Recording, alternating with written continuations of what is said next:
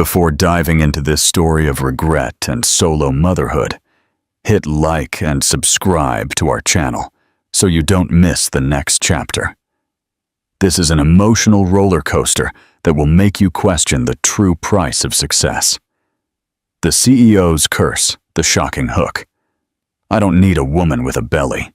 4 years later, the billionaire CEO froze in the lobby of his own mountain resort because the twin standing next to the cleaning attendant had his unmistakable electric blue eyes. Alistair Thorne was not a man who usually raised his voice, which made the cruelty of his words hit even harder. They came out clipped, polished, and final, as only a man accustomed to ultimate power could speak. "I don't need a woman with a belly," he said, barely looking up from the report on his desk. His tone was not angry or emotional. It was dismissive, surgical, the verbal equivalent of a door slammed in someone's face. And the worst part, the part that would resonate in Eliza Reed's mind for years, was that he said it without hesitation, without guilt, without even realizing he had just shattered her. Eliza stood before him, her fingers clutching the envelope she had brought. Her blonde hair was pulled back in a loose ponytail, her large blue eyes vulnerable as the words cut through her. She had rehearsed this moment for days. She had told herself he might be shocked, confused, perhaps even annoyed. But never this. Never a callous slash delivered with such calm. She wanted to speak, wanted to tell him everything she had planned to say. But her throat instantly seized up. Her breath hitched in her chest, refusing to leave her lungs, and all she could do was stare at the man she once believed saw something special in her. Alistair didn't notice, or pretended not to. He kept reading, flipping pages, his expression bored, focused on numbers, profits, and meetings that apparently mattered far more than the trembling woman standing in his office. He didn't ask why she had come. He didn't wonder why she looked pale, nervous, or hurt. He simply dismissed her existence with that single, careless sentence. The envelope slipped slightly in her hand. Inside was the ultrasound, tiny, blurry, undeniable proof that her life was changing forever. She had envisioned placing it on his desk, envisioned watching surprise spread across his face, envisioned that maybe, just maybe, beneath all his arrogance, he had the capacity to care. But looking at him now, the image shattered as painfully as her hope. She swallowed, forcing down the taste of disappointment, and whispered, "Okay." It was the only word she could utter, and even that felt heavy, fragile, as if it might crumble. Her voice was barely audible, but it made Alistair finally look up. Their eyes met for half a second. His were cold and irritated, as if she were delaying something important. Hers were brimming with pain. He didn't bother to see. He blinked once. "Is that all?" Eliza nodded, because she could no longer trust her voice. She pressed the envelope to her chest, as if protecting the small life inside it from the man before her. She turned, walking toward the door with careful steps, determined not to collapse in front of him. The air felt thick, too warm, too heavy. The sound of her own heartbeat drummed in her ears, drowning out the distant click of keyboards and muffled conversations outside his office. When she reached the hallway, she finally breathed. Not freely, but enough to keep moving. Enough to get to the elevator. Enough to leave before her tears betrayed her. Her reflection in the elevator doors looked unfamiliar, pale, shocked, defeated. She pressed a hand to her stomach, the reality of her situation sinking in with terrifying clarity. This wasn't just heartbreak. This wasn't just rejection. She was now completely alone. She didn't return to her desk. She didn't gather her things. She walked out of the building into the cold afternoon air and kept walking until she reached her tiny apartment.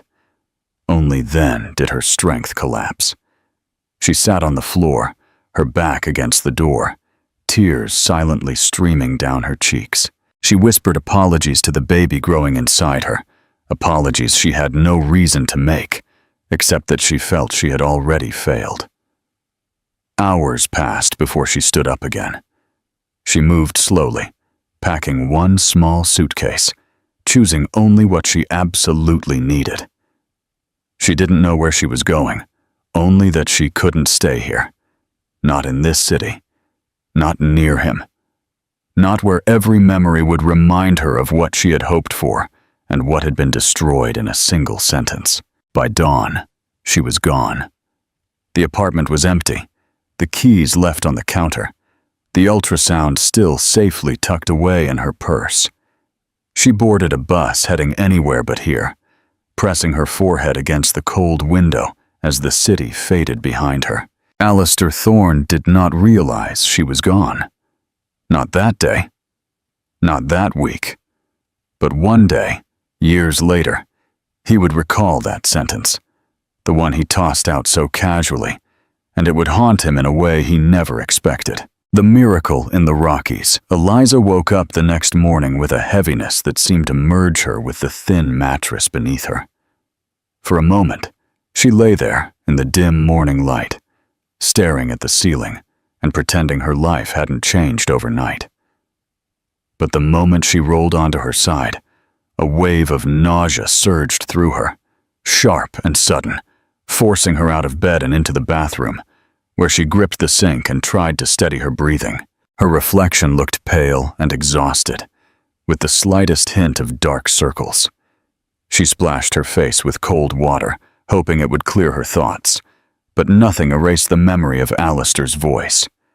Calm, dismissive, definitive, she spent the next few days drifting through the small town she had chosen almost blindly, taking the first bus that traveled far enough away from the city where he lived. The mountain town, named Pine Ridge, wasn't much.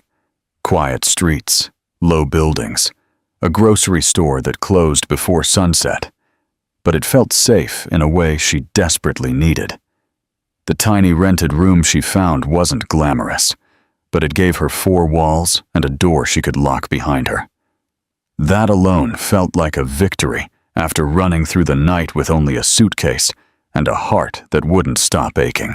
The nausea didn't subside. Morning after morning, she barely made it to the bathroom in time. Her body was reminding her of the life she carried within, a life that didn't care about heartbreak or solitude. She bought a pregnancy test to confirm what she already knew, though her hands trembled opening the box. She had hoped seeing the truth with her own eyes might bring clarity. But when the test showed positive, a rush of emotions crashed over her. Fear, awe, grief, love, each stronger than the last. The following weeks passed slowly, but relentlessly. She found a part-time job at the town's only cafe, wiping tables and serving coffee with a forced smile. The smell of food often triggered her nausea, but she gripped the counter and pushed through each shift because she had no other choice. She saved every penny, calculating expenses late into the night, trying to build a future from nothing. Her clothes tightened, her body changed, and she felt alternately fragile and fierce, depending on the hour. She never contacted anyone from her old life. She didn't have many people to begin with, and those she knew were connected to Alistair's world, a world she refused to return to. She didn't want pity. She didn't want advice. She didn't want anyone to tell her she needed him. She had learned painfully that she needed no one but herself and the tiny heartbeat she heard during her first prenatal appointment. Fast, strong, defiant. The doctor smiled warmly at the ultrasound screen. "Looks like a healthy baby," she said, rotating the monitor for Eliza to see. But as she moved the wand over Eliza's stomach, her eyebrows lifted. "Actually," Eliza's heart gave a hard thump. "What?" "That's 2 heartbeats." Her breath hitched. "Twins," the doctor confirmed with a hint of laughter in her voice. "2 little ones." Eliza didn't know whether to cry or laugh, so she did both. The doctor handed her tissues, and waited patiently while Eliza absorbed the magnitude of what she had heard. She wasn't just becoming a mother. She was becoming a mother of two. Two lives, two tiny hearts, two souls who would depend entirely on her. The weight was terrifying and miraculous all at once. Question for the viewer. If you were in Eliza's shoes, what emotion would have overwhelmed you more? Fear or joy upon learning you were expecting twins alone? Comment below. The months that followed were some of the hardest of her life. Her body ached constantly. Her stomach grew faster than she expected, stretching her skin and pressing against her ribs. She worked until the cafe manager gently insisted she cut back her hours, seeing how she struggled to stand for long periods. She found a job cleaning rooms at the small hotel across the street, lighter work, with flexible hours. A boss who asked no questions. She attended every doctor's appointment alone. She watched every ultrasound, amazed as tiny limbs formed, as spines arched, as hearts beat in perfect harmony. She learned about nutrition, newborn care, sleep schedules, and budgeting for two babies. She bought second-hand baby clothes, washing them carefully, folding them with trembling hands, and storing them in a clean cardboard box she kept beside her bed. She talked to her babies at night, her palms resting gently on her stomach as she whispered promises she intended to keep for the rest of her life. She never mentioned his name. She never allowed herself to imagine what might have been. But sometimes, when the babies kicked and she lay awake in the silence of her room, she wondered if Alistair would have cared even a little if he had known. If he would have softened at the sound of two heartbeats. If he would have placed a hand on her stomach and felt awe instead of disgust. But then she recalled his words, cold, dismissive, relentless, and the questions dissolved into silence. When the day finally came and she went into labor, she was terrified. She called a taxi, gripping her purse tightly, breathing through the contractions as the car bounced over potholes. The hospital room was small, but bright. Nurses moved with kind efficiency, offering encouragement she clung to like a lifeline. Hours passed in waves of pain and exhaustion, but Eliza fought through every minute because she knew what waited on the other side. When Owen was born, he let out a loud, furious cry that filled the room. When Alice followed minutes later, her first sound was softer, but just as determined, her tiny fingers instinctively curling around Eliza's. Tears streamed down her face as she held them both, overwhelmed by the depth of love surging through her. They were perfect, dark-haired, blue-eyed, small and fragile, and impossibly strong. She whispered softly to them, her voice trembling with emotion. "I will love you. I will protect you. I will give you everything I never had." She didn't think about Alistair that night.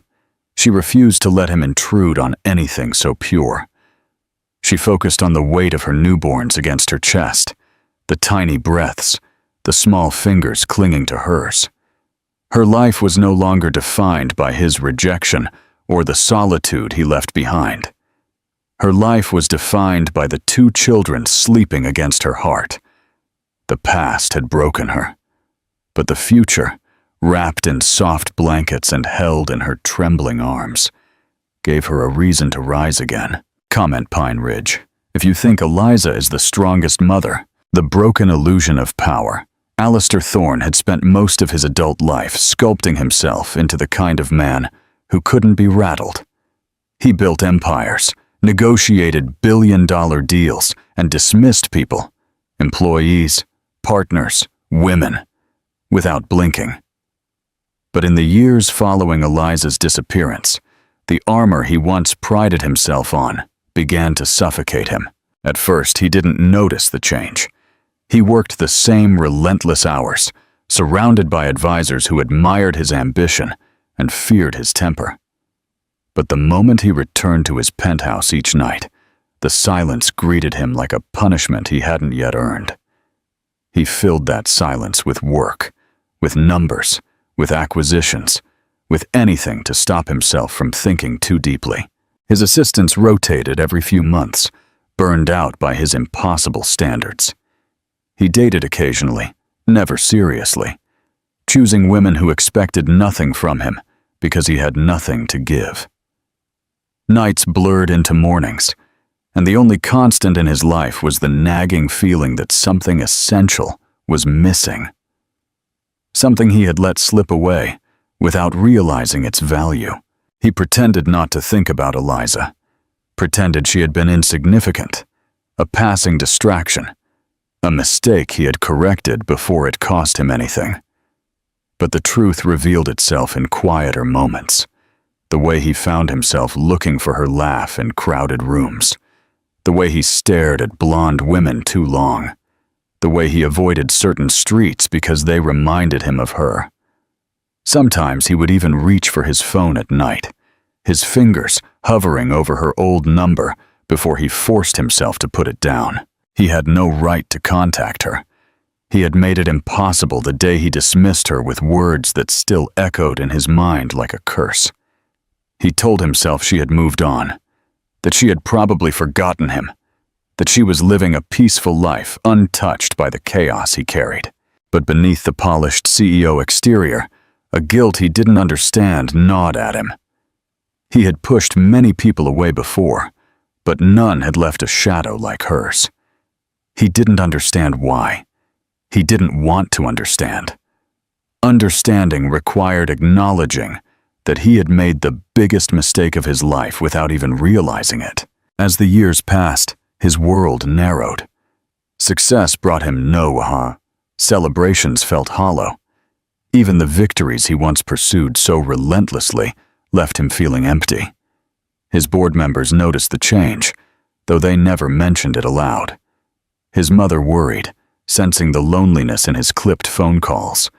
Even his reflection in the mirror looked different, older, more tired around the eyes, like a man fighting an invisible battle he didn't know how to win. One night, after a particularly draining day of meetings, Alistair found himself in his office, long after everyone had left. The city lights glittered outside his floor-to-ceiling windows, but instead of feeling powerful, as he once did, he felt small, insignificant. He poured himself a drink, sipping slowly and deliberately as he stared at the skyline. He didn't know why the memory surfaced then, why it hit him with such force. But suddenly, he saw Eliza standing in his office again, the envelope in her hand, the trembling of her fingers, the quiet devastation in her eyes.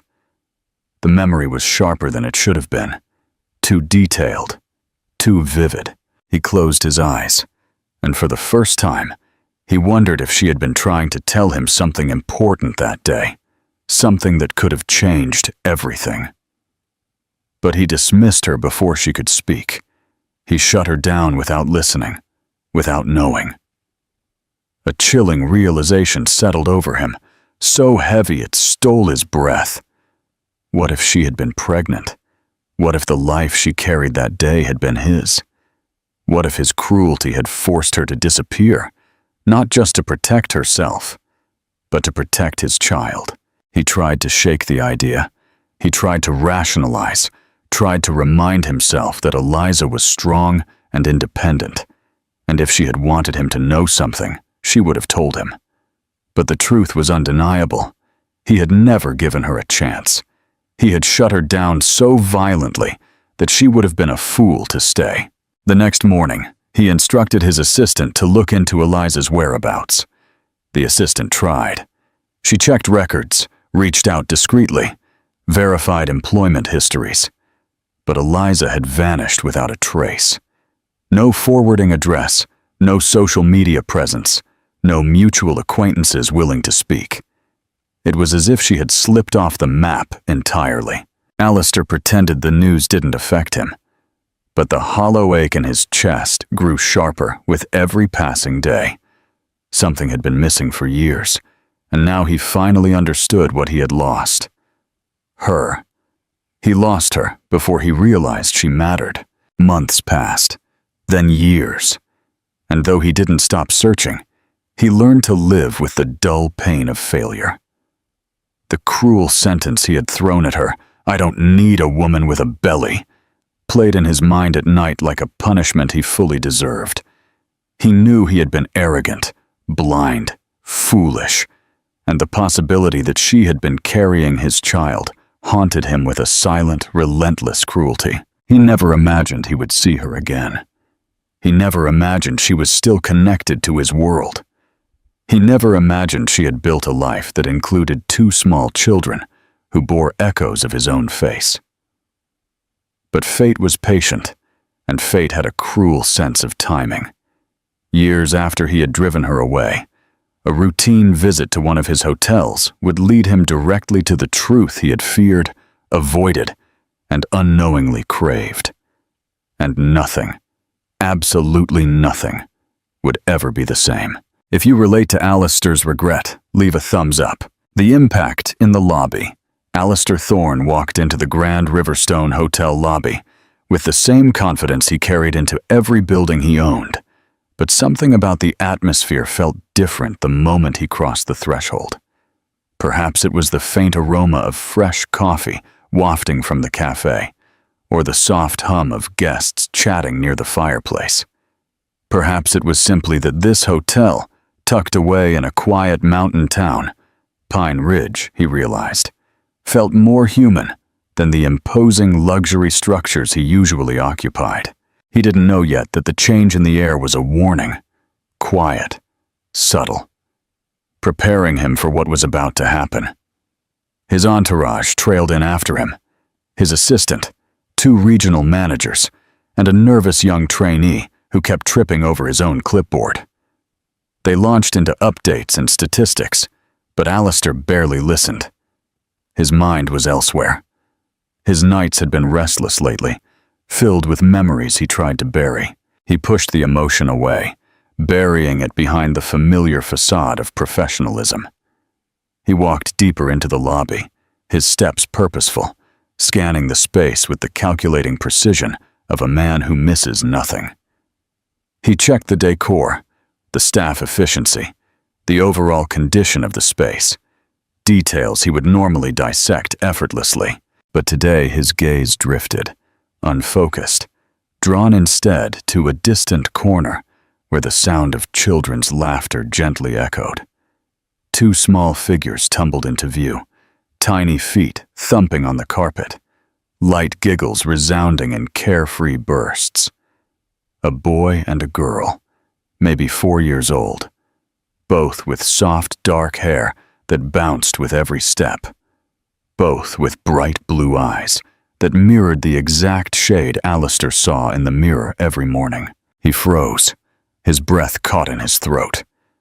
The air thickened around him, pressing against his ribs like a vice. He stared, unable to look away.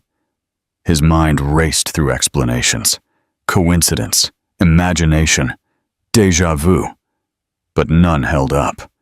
The resemblance was too strong, too sharp, too impossible to dismiss. The boy skidded to a halt, laughing breathlessly as the girl grabbed his hand and pulled him toward the reception desk. They were perfect reflections of each other, identical in features, save for small differences in expression. The boy was bold, curious, quick. The girl was softer, observant, cautious, yet bright. Alistair's pulse hammered. He took a slow step forward, then another, unable to control the compulsion that drew him closer. Every instinct in him screamed that this was important, that this was something he needed to understand immediately. His assistant was still talking beside him, but Alistair heard nothing. He raised a hand to silence the man, without taking his eyes off the children. And then he saw her. Eliza Reed walked into the lobby from the west corridor, holding a stack of clean towels to her chest. She wore the dark blue uniform of the hotel's cleaning staff. Her hair was tied back in a loose ponytail that brushed her shoulder. Her face looked thinner, tired, older in a way that made Alistair's chest ache painfully. But she was still unmistakably Eliza. Beautiful, gentle, strong in a way he had never appreciated before. She turned to the children, her expression instantly softening as they ran toward her. The boy leaped into her arms. The girl pressed against her side, and Eliza laughed, a small, exhausted sound that conveyed more love than anything Alistair had ever given her. Her eyes lifted. She looked above their heads. And then she saw him. The towels in her arms slipped slightly. Her face went white, almost translucent, and she froze the way a deer freezes moments before fleeing. Alistair felt the air leave his lungs. It was the reaction of someone who had spent years trying to forget him. Someone who did not wish to see him again. Someone who held a life he had never known existed. He didn't move. She didn't move. The twins looked between them curiously, oblivious to the weight of the moment. Finally, Eliza turned sharply, gathering the children and trying to rush them toward the corridor behind her. Panic shot through Alistair. He couldn't let her disappear again. Not without knowing the truth, not without understanding. He took a step, calling her name. "Eliza!" His voice was not sharp this time. It was not cold or dismissive. It was strained, raw, heavy with emotions he didn't know how to handle. But Eliza flinched as if he had shouted. She didn't slow down. She didn't look back. Alistair pursued her. "Eliza, wait!" His steps quickened, and for the first time in years, his body trembled. Not with anger or impatience, but with fear. Real fear. She stopped only when she reached the staff corridor, out of view of the guests, out of view of his team. She turned then, her back pressed against the wall as she positioned herself between him and the children, shielding them. She looked nothing like the girl he had once so cruelly dismissed. She looked like a mother ready to fight for her children with everything she had. "Don't come any closer," she said, her voice sharp with panic. Alistair froze immediately. His hands lifted slightly in surrender. "I won't hurt you." "You already did," she whispered. And the words cut him, deeper and sharper than anything he had ever felt in his life. He swallowed, his throat tight. "Those children?" His voice broke, despite his attempt to steady it. "Are they?" "Yes," Eliza said, before he could finish. Her voice didn't waver. "They are yours." The truth hit him like a force of impact, stealing his breath and leaving him unsteady. He felt his knees weaken, his fingers tingle. For a moment, he thought he might collapse. His children, his twins, here, alive, beautiful, 4 years old, 4 years he had missed, 4 years he had thrown away. Emotions surged violently inside him. Grief, joy, terror, guilt, all mixing in a way that made his vision blur. He stared at the boy and girl, drinking in every detail, realizing they looked at him with curiosity, not recognition, because he had never been there, because he had never known, because he had driven away the only woman who could have told him. Eliza's eyes filled with a storm of anger and something deeper, pain, betrayal, fierce protection. "You have no right to show up now and pretend you care," she said quietly. "You have no right to rewrite the past." Alistair opened his mouth, but no words came out. His throat burned. His hands trembled. Everything in him shattered as he stood there in the corridor, face to face with the consequences of the worst sentence he had ever spoken. He had told her he didn't need her, and now he realized he needed nothing else in the world. Not power, not money, not success. Only them. But Eliza didn't believe that. Not yet. And he didn't know if she ever would. He only knew one thing with absolute clarity. He would spend the rest of his life trying. If you relate to Alistair's regret, leave a thumbs up. Eyes like the sky. Eliza backed away from him in short, quick steps, as if any extra second spent near him put them in danger. Alistair followed her only with his eyes, unable to trust himself to move. When she finally stopped near the staff break room, she turned abruptly and gestured for the twins to stay close. Her breath trembled as she looked at him again, truly looked at him, and it was the first time he saw how exhausted she truly was. Not just physically, but in the way that comes from years of carrying burdens alone. He didn't dare approach. His whole body felt wired with a trembling energy he couldn't control. He kept his hands where she could see them, trying desperately not to scare her more than he already had. The twins were by her side, Owen slightly ahead, Alice tucked behind her mother's leg. They looked at him with confusion, curiosity, and something else he didn't want to name yet, because he wasn't sure he deserved it. Eliza swallowed hard, her throat visibly tight. "Why are you here, Alistair?" "I came to check on the hotel," he said softly, though the words tasted strange and meaningless now. "I had no idea you worked here. I had no idea you were even in this province. I've been looking for you for years." She flinched at the word, looking as if it offended her. "You have no right to say that. You have no right to claim you were trying, when you are the reason I had to disappear in the first place." He nodded, unable to argue because she was right. He had been the one who drove her away. He had been the reason she fled. And now he was the one dealing with the consequences of his own arrogance. "I know," he whispered. "But Eliza, please, let me understand. Let me talk to them. Let me be here." Her eyes flashed with the mixture of raw pain and fierce protection. "You think you can just walk into their lives after 4 years, after what you said to me?" He took a shaky breath. "No, I don't think that. I know I don't deserve it, but I can't leave now. Not after seeing them. Not after seeing you." Owen tilted his head, studying Alistair with a thoughtful seriousness far beyond his age. "Mommy, why is he looking at us like that?" Eliza immediately knelt and stroked his face, forcing her voice into a steady softness for her son. "Because he's a stranger, sweetie, and strangers shouldn't stare." The words stung, but Alistair didn't protest. He understood what she was doing, protecting her children by distancing them from a man who had once hurt her. Alice peered out from behind Eliza's arm, her small fingers tugging on her mother's sleeve. "Mommy, he has the same eyes as Owen." The sentence hit harder than anything Eliza had said. She froze. Owen blinked slowly, turning to Alistair with renewed curiosity. "You do look a little like him," he said innocently. "Like the sky." Alistair felt his breath catch in his chest. He had never imagined hearing his own children notice their resemblance to him could be so exquisitely painful and beautiful. Eliza's fingers tightened around Owen's shoulder.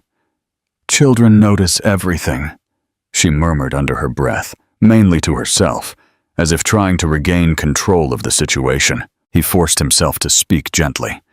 "Eliza, please, give me 5 minutes with them. Just 5. I swear I won't cross any boundary you set." She hesitated. Her jaw tightened. Her eyes flickered from him to the twins and back. She was thinking, calculating, fearing, remembering. And Alistair saw every emotion flashing across her face. He wished he could erase the memory of himself in her mind. He wished he could go back and undo everything that led to this moment. But life didn't work that way. He knew he could never undo what he had done. He could only try to show her he was no longer the same man. Finally, she exhaled shakily. 5 minutes. Outside, where there are people around, and you don't touch them without permission from me or them." He nodded immediately, gratitude surging through his chest so quickly it almost hurt. "Thank you. I won't forget this, Eliza." "Don't thank me," she said quietly. "This is for them, not for you." A try in the garden. They walked out into the hotel garden, a tranquil space with stone benches and scattered flower beds.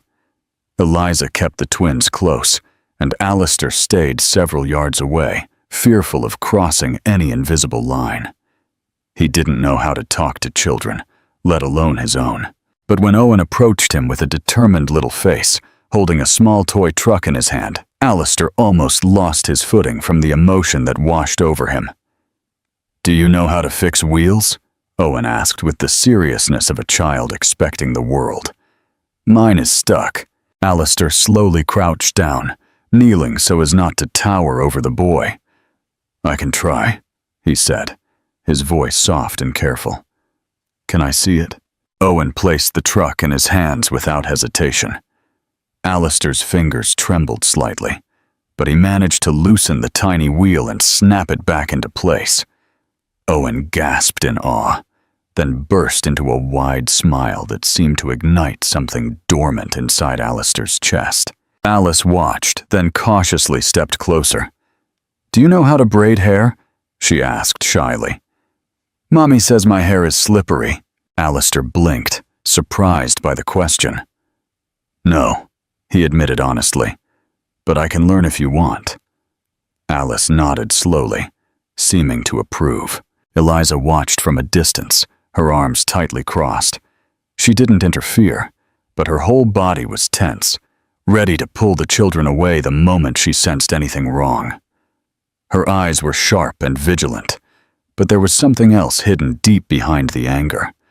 The fear of allowing herself to trust him again. The 5 minutes stretched into 10, then 20. Eliza finally walked forward, her voice firm. "That's enough for today." Owen and Alice protested, but she took their hands gently. Alistair stood as she approached, his heart pounding. He wanted to say something meaningful, something that showed her he was no longer that cold, careless man. But all he managed was a quiet, "Thank you for letting me meet them." Eliza didn't answer. She simply nodded once, her expression unreadable, and walked away with the twins. Alistair stayed there long after they were gone, feeling the world tilt beneath his feet. For the first time in years, something inside him broke open. Not grief, but a desperate, furious determination. He had lost 4 years. 4 years he could never get back, but he wouldn't lose a 5th. Not if he had any power left to fight for them. The debt of absence, Gya, had not intended for Alistair to become a frequent presence in their lives, but life has a way of skipping every rule we try to impose on it. After their first encounter, she assumed he would disappear again, that his guilt would fade, and he would return to his world of marble offices and quarterly profits, but he didn't. The next morning he returned, and the morning after that, and the next. He showed up with a patience she didn't expect, a consistency she didn't trust, and a quiet humility she didn't know he was capable of possessing. He never stormed in, never demanded to see the children, never used his power or status to intimidate her. Instead, he would text her a simple question every time. "Is today a good day to visit the twins?" If she said no, he didn't argue. If she said yes, he arrived early and waited outside until she was ready. It was strange, even unsettling, to see him so careful, so considerate, so unlike the man who had once dismissed her as nothing. The twins grew accustomed to him quickly, far faster than Eliza expected. Owen adored him first. The boy had a bold, brave heart, one that recognized sincerity faster than adults. Every time Alistair walked into the garden, Owen would run toward him with an excitement that made Eliza's stomach clench. She could no longer deny the truth. Her son saw something good in the man she feared. Alice took longer. At first, she stayed close to Eliza, watching the way Alistair moved, the way he spoke, the way he reacted when Owen tugged on his sleeve. She was quieter, more cautious, but her trust grew steadily with each passing day, until one afternoon she approached Alistair on her own, holding a tiny pink flower she had picked from the garden, and gently placed it in his palm. The moment almost broke him. Eliza saw it in the way he froze, in the way tears instantly formed but didn't fall, in the way he swallowed hard, before kneeling to her height and saying, "Thank you," in a voice that trembled slightly. Alice smiled, and Eliza's heart tightened with something bittersweet and terrifying. Day after day, a fragile rhythm formed. The twins played near the fountain, or chased butterflies, or built small rock towers beside the benches. Alistair joined them on the ground without hesitation, ruining expensive pants without caring.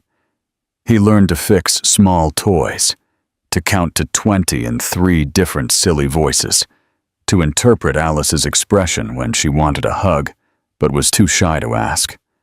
He learned what snacks Owen hated and what stories made both children burst into giggles.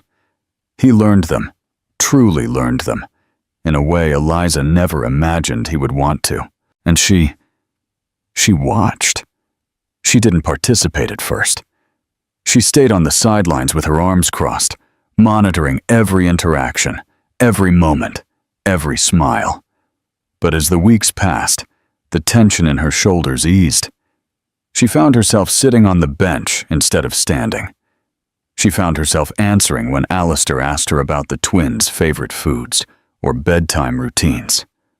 She found herself catching him looking at her with soft, complicated eyes, which he quickly hid whenever she noticed.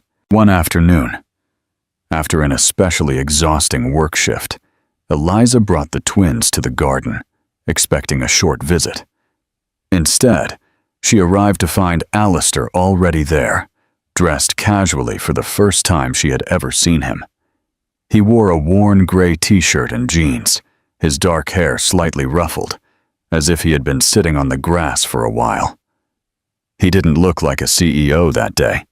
He looked like a man who belonged exactly where he was, waiting for his children.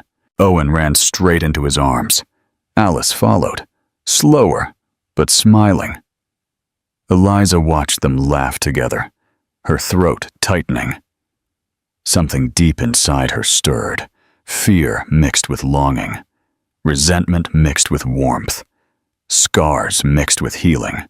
She walked toward them slowly, unsure why her legs felt shaky. Alistair looked up at her, shielding his eyes from the sun. "Hi," he said gently. "I didn't want to bother you. They just wanted to show me the drawings they made yesterday." "You're not bothering," she said quietly, surprising herself with the honesty of the words. He froze for a second, and something fragile flickered across his face. Hope, disbelief, gratitude. Later, when the twins ran off to chase a butterfly, Alistair and Eliza sat beside each other on the bench, though a polite distance still remained between them. The afternoon sun cast a golden glow over the garden. The fountain burbled softly.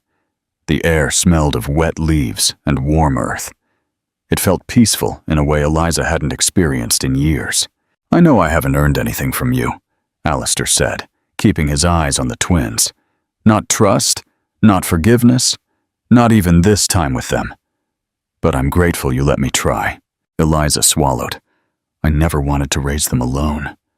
The confession slipped out before she could pull it back. Alistair's head snapped toward her, his expression hurt, regretful, raw. "You shouldn't have had to," he said quietly. "If I had known." She shook her head. "You didn't want to know." He winced. The truth crushed him every time she said it, and she knew it. But she wasn't trying to hurt him.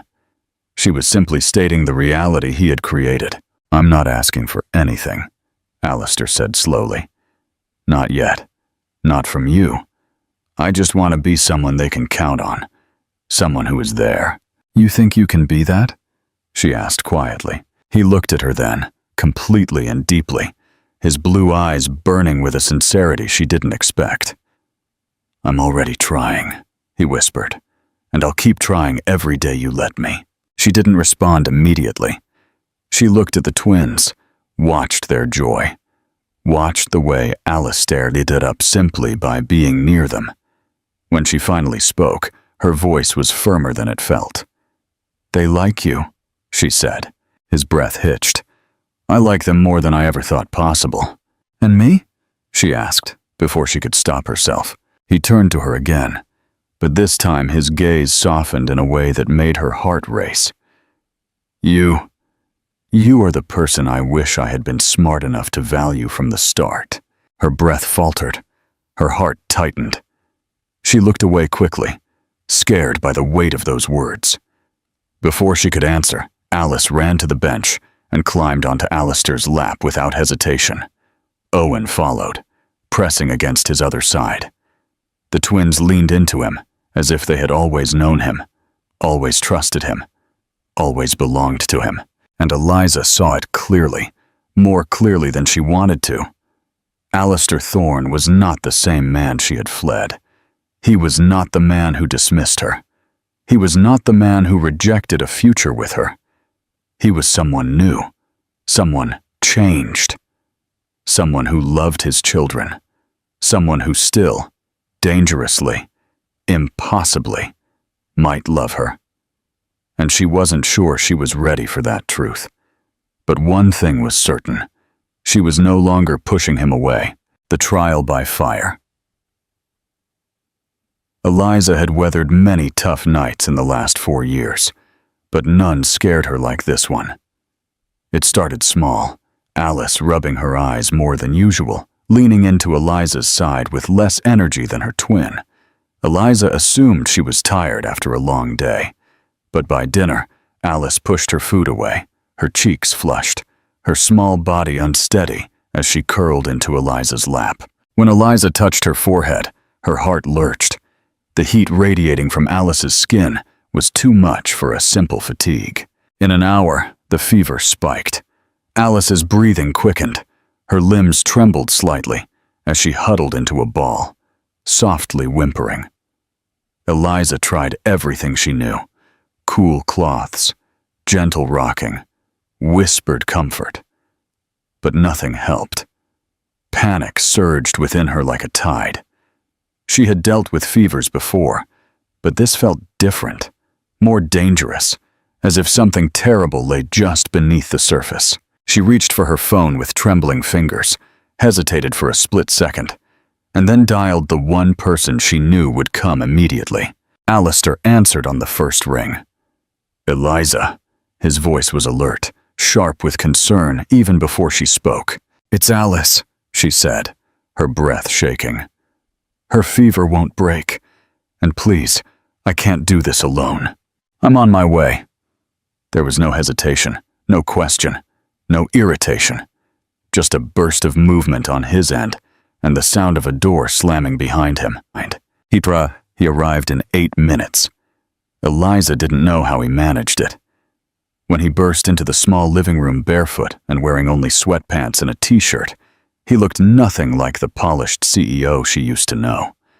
His hair was ruffled, his chest rising and falling quickly, his eyes wide with fear as he took in the sight of the small, trembling girl huddled against Eliza. "Let me see her," he said quietly, kneeling beside them. Eliza slid Alice into his arms, her heart twisting painfully at how naturally her daughter fit against his chest. Alice's tiny fingers clutched at his shirt fabric as she whimpered, her face pressed into his shoulder. Alistair swallowed hard, stroking her back gently with a tenderness Eliza never imagined he possessed. "We have to take her to the hospital," he said, his voice strained with barely controlled fear. Eliza nodded, grabbing her purse, barely managing to hold back tears. Owen clung to her leg, scared, and Alistair lifted him without thinking, murmuring words of comfort as they rushed out to the car. He buckled both children in with shaking hands, glancing at Alice every few seconds, as if he feared she might slip away from him. The drive was a blur of speeding headlights and shallow breaths. Eliza sat in the back seat with Alice in her lap, feeling the heat radiating from her daughter's skin. Alistair drove with both hands gripping the wheel, his jaw clenched so tightly it looked painful. He kept checking them in the rearview mirror, his eyes dark with worry every time Alice whimpered. At the hospital, nurses rushed them back immediately. Alistair stayed glued to Eliza's side as the medical team placed Alice on the examination bed, checking her temperature, pulse, and respiration. Eliza's hands shook uncontrollably. She tried to focus on the doctor's explanation, but the words blurred. Alistair lightly touched her shoulder. "I'm here. I'm not leaving." She didn't know how much she needed those words until she heard them. She allowed herself to lean into him, just slightly. As the doctor explained the diagnosis, a sudden viral infection causing a dangerously high fever, they would give Alice fluids, anti-fever medication, and monitor her overnight. When they finally settled into a small room, Alice lay curled under a blanket, hooked up to an IV, her small breaths shallow but steadier. Owen slept in Eliza's lap, exhausted from crying. Alistair sat in the chair next to the hospital bed, elbows on his knees, his hands covering his face for a long moment. When he finally looked up, his eyes were red, and the expression he wore almost broke her. "This is my fault," he whispered. Eliza froze. "What? No, Alistair, it's a virus. Don't—" "I missed everything," he said, his voice cracking. "All of it. Their birth, their first word, their first steps. Every moment she needed me, and now I'm here for the worst." Eliza opened her mouth to protest, but the pain in his expression silenced her. He wasn't blaming himself for the illness. He was blaming himself for the years of absence he could never undo. He looked at Alice with a grief so raw that Eliza's defenses crumbled. "She's going to be okay," she said softly, placing a hand on his arm. "You didn't cause this." He looked at her, and his voice softened to something unbearably sincere. I wish I had been there for everything. For you. For them." The silence settled between them, but it wasn't the cold silence of years ago. It was fragile, warm, trembling with a vulnerability neither of them knew how to express. Hours passed. Eliza finally drifted into a light, exhausted sleep, with Owen in her arms. Alistair stayed awake all night, his eyes never leaving Alice. He watched her chest rise and fall, adjusting her blanket gently, his hand hovering protectively. When the first soft rays of dawn entered the room, Alice opened her eyes, weak but awake. Alistair leaned in instantly, his voice quiet, but brimming with relief. "Hi, sweetie. You scared us." Alice blinked slowly and whispered, "Daddy." The words slipped out naturally, unconsciously, without hesitation. Eliza snapped awake, her eyes flying open. She looked at her daughter, then at Alistair, who froze completely, his lips parted, breathless. He swallowed hard, blinking rapidly as emotion flooded his face. He reached for Alice's hand, gripping it gently. "Yes," he said, in a voice that broke. "I'm right here." Eliza felt tears well up in her eyes, not from fear, but from something much deeper. Something she had been fighting for months, something she no longer had the strength to deny. Alice drifted back to sleep, her small hand still wrapped around Alistair's. He didn't let go, and Eliza, looking at him through blurred eyes, knew with painful clarity that the man she had feared for so long was gone. The man sitting beside her now, tired, vulnerable, terrified, devoted, was someone completely different. Someone her children needed. Someone her heart, despite everything, was not sure it could resist any longer. The final boundary. Eliza took Alice home 2 days later, exhausted but relieved, carrying her daughter as if she were the most precious, fragile thing in the world. Alistair insisted on driving them, driving slowly, checking the mirrors every few seconds, terrified that the slightest bump might bother Alice or scare Owen. When they arrived at the small apartment, he carried the bags unasked and hovered near the doorway, as if he wasn't sure he was welcome to step further inside. Eliza noticed his hesitation, noticed the way his hand trembled around the diaper bag strap, and surprised them both by saying quietly, "You can come in." For a moment he stepped inside, looking around with a strange mix of curiosity and guilt. The apartment was small but clean, filled with children's drawings, mismatched toys, and small details that made a home feel warm. Things Eliza had built on her own. Things he had never contributed to. Owen immediately grabbed Alistair's hand and pulled him toward the living room, eager to show him the blanket fort he and Alice had built the previous week.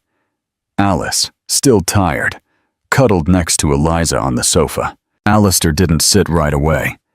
He stood near the armchair, watching the twins settle, watching every detail as if memorizing the room piece by piece. Eliza handed Alice a glass of water and placed a blanket around her legs. When she finally met Alistair's eyes, he offered a small, almost shy smile, something she had never seen on his face before. "You should rest," he said softly. She leaned back against the sofa, pushing a strand of hair from her face. "I can't. Not yet. My mind keeps running." He hesitated, then asked, "Can I stay? Just for today? You don't have to talk. I'll sit here and be quiet. I just want to help if anything happens." Eliza felt something warm flicker in her chest. Not quite trust, but something close. "It's okay," she said. "Stay." The day wore on quietly. The twins took naps.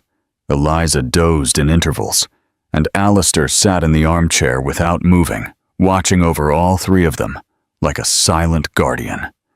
When Alice whimpered in her sleep, he was the first to stand, adjusting her blanket gently. When Owen asked for a snack, Alistair found it and cut the fruit into small pieces, as he had seen Eliza do. Every action was soft, measured, almost reverent. By evening, the apartment felt strangely peaceful. Eliza heated soup on the stove, while Alistair helped Owen build a tower out of wooden blocks. She watched them, occasionally glancing away when emotion swelled too strongly. Seeing him like this, a man who once dismissed her, now completely devoted, was overwhelming in ways she hadn't prepared for. After dinner, Eliza stepped out onto the small balcony for fresh air. She rested her hands on the railing and closed her eyes, feeling the cool breeze graze her cheeks. She wasn't surprised when she felt Alistair join her a moment later. He stayed a respectful distance away, leaning on the opposite side of the railing. For a while, they watched the faint lights of the town below without speaking. He broke the silence first. "Eliza," he said quietly, "I need to say something, and I need you to hear all of it." She didn't look at him. "Go ahead." "I can't change the past," he said, his voice strained with regret. "I can't undo the sentence I threw at you. I can't undo the 4 years I stole from myself and from them. But I want to spend the rest of my life trying to make up for even a fraction of what I missed." She still didn't turn to him, but her fingers tightened slightly on the railing. He continued, his voice firm, but filled with emotion. "Seeing Alice in that hospital bed nearly destroyed me. I realized I'm not afraid of losing money or power or my career. I'm afraid of losing you. I'm afraid of losing them. I'm afraid because, for the first time in my life, something matters more to me than myself." His breath hitched, barely audible. He turned to her then, forcing himself to speak truths he had buried for years. "I don't expect forgiveness. I don't expect overnight trust. But I want to be here, Eliza. Every day, every morning, every night. I want to be the man I should have been from the start. Not for a week, not for a month, forever." She finally met his eyes, her expression conflicted, hurt, but undeniably moved. "Alistair, I'm scared," she admitted, her voice barely a whisper. "You hurt me so deeply. You shattered everything I believed about myself. I built this life alone because I had to." "I know," he said, stepping closer, slowly and cautiously. "But you don't have to stay alone. People don't change that easily," she said. He shook his head. "I didn't change easily. It took 4 years of emptiness to realize what I threw away. And every day since I found you again has proven to me that I don't want to be that person anymore. I want to be better for them. And for you, if you'll let me." Her eyes softened, filling with tears. She tried to blink them away, quickly wiping her cheek, ashamed. "I don't know if I can ever trust you completely. Not yet." He reached out his hand, not touching her, but offering his hand in the space between them. "Then start with this. Don't trust the man I used to be. Trust the man standing in front of you now. Trust the one who showed up at midnight without shoes. Trust the one who hasn't slept in 2 days because he watched our daughter breathe. Trust the one who would give up every deal, every dollar, every ounce of pride, just to stay in this small apartment if that's where you are." She looked at his hand for a long moment, too long, and Alistair felt his heart pound, terrified she would turn away. But then she placed her hand in his, not firmly, not fully, but enough to let him gently, reverently, close his fingers around hers. "I can give you a chance," she whispered. "One chance. If you break it, it's over forever." A breath of relief left him trembling and genuine. "I won't break it. I mean it, Alistair. I mean it too." He stepped closer, their hands still joined, their breaths mingling in the cool evening air. She didn't pull away. Instead, she leaned in slightly, just enough for him to feel her warmth, enough to make their heartbeats violently collide in his chest. Inside the apartment, Owen called for them, his small voice echoing. Eliza let out a soft, tired laugh. "We should go in." Alistair nodded, but didn't release her hand until she gently slipped it free.